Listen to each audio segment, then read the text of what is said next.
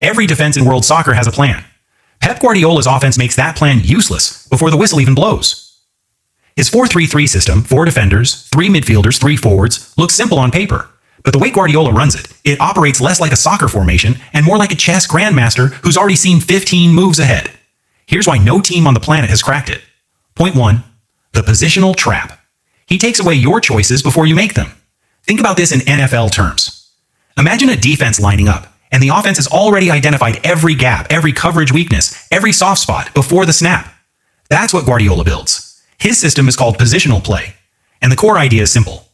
Occupy space so intelligently that when you win the ball, you already have 3 passing options. The defense is never in the right place because the offense forced them out of position 2 or 3 passes ago. Watch Manchester City's build up sometime. They're not just passing, they're rotating, drifting, pulling defenders out of shape.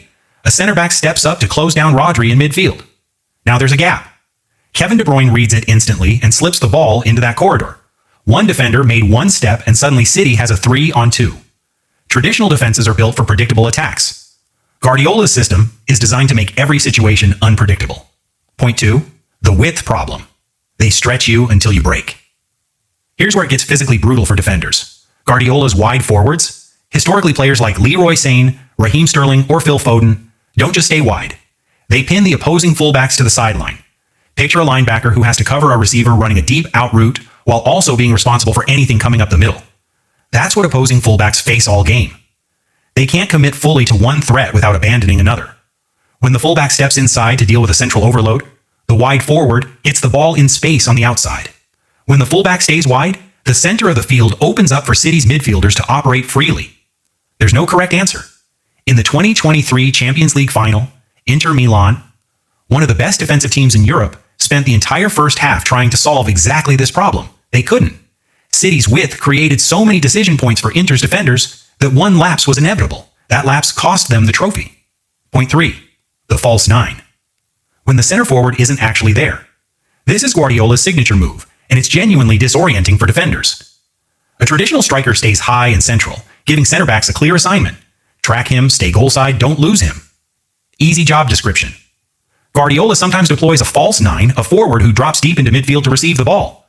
When Messi did this at Barcelona, it was almost unfair. The center backs had a choice. Follow Messi deep and leave a massive gap behind them, or hold their position and let Messi receive the ball completely unmarked with the whole field in front of him. Either choice is wrong. That's the point.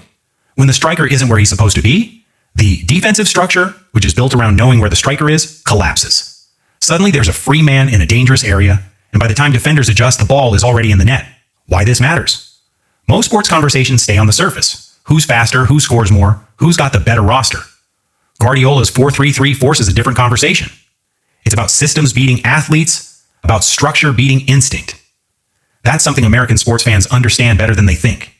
The best NFL coaches, Belichick, Reed, McVay, win because their scheme creates advantages before the players even move. Guardiola does the same thing on a soccer field. He doesn't just have better players. He gives his players better problems to solve and his opponents impossible ones. That's what makes him the greatest coach in the world. And that's why nobody has figured him out yet.